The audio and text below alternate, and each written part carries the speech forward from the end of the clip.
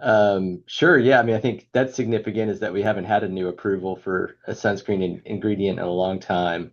In Europe, there's a lot more ingredients for sunscreens approved. In America, the FDA sort of regulates sunscreen a little differently. We regulate it more like an over-the-counter kind of medicine or product. Whereas I think in Europe they regulate it more as like a cosmetic. So it's the regulations are different. So it's a little stricter, I think, in the US actually. But what's significant about this is, it's a chemical sunscreen, but um, it sort of has a big molecular profile, so it doesn't get a lot of systemic absorption, so it kind of sits on top of the skin. And that's a little different than a lot of other chemical sunscreens that have more systemic absorption, have a little higher risk of maybe causing other potential issues. So it kind of just sits more on the skin surface, less penetration deep into the skin. And then it's also very photostable, so it doesn't break down very quickly. So it has the potential to last a lot longer, while still providing a really good broad spectrum UV protection. So so I think it's an exciting addition.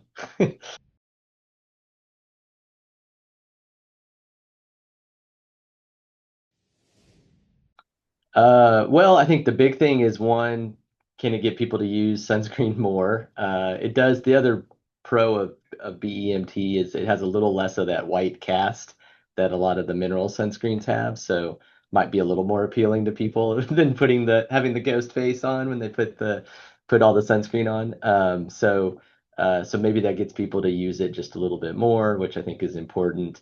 If it is more photostable, so maybe it penetrating or just staying around longer is helpful, to prevent, again, UV exposure and sunburns and those type of things. But I think, it's UV exposure is definitely something that happens throughout people's entire lives. So, and it's important certainly to protect yourself earlier on in your life, but it's still important to continue to protect yourself throughout your entire life. So hopefully it helps with earlier adoption of sunscreen, for kids, teenagers, younger people, but then also and promotes continued use throughout life.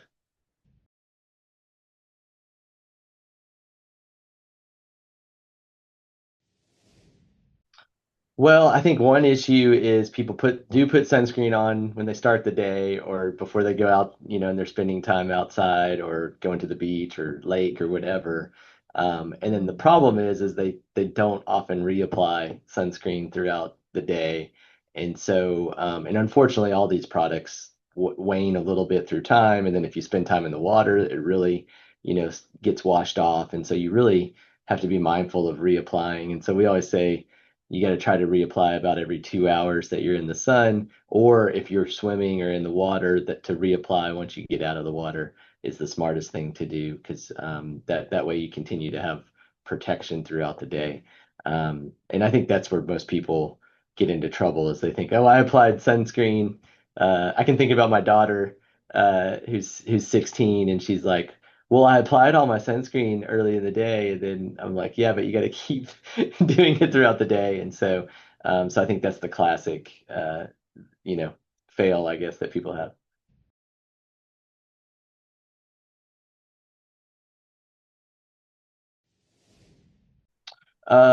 Well, I still think it's important because even though it is a little more photostable and does stick around longer, which is a good thing, it still, starts to wear throughout the day, and particularly when you're outside getting water on you or sweating, just tendency that it's gonna, wash off or break down.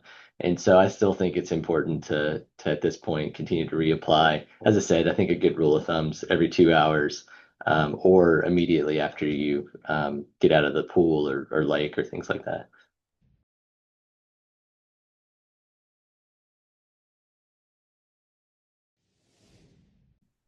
I think, trying to spend a little bit more time in the shade when you're outside. Wearing a hat is good. Wearing other sun protective clothing as much as possible is good on top of just sunscreen. And then I think just reapplication. And if you feel like you're, getting into some trouble with any just prolonged sun exposure, sunburn, then you get out of the sun. Yeah.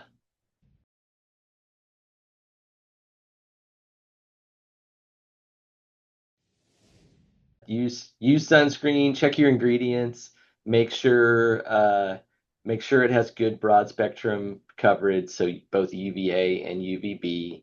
30 SPF and above is typically adequate. You don't get you get less bang for your buck as you go too high above 30. But at least 30 and above is good.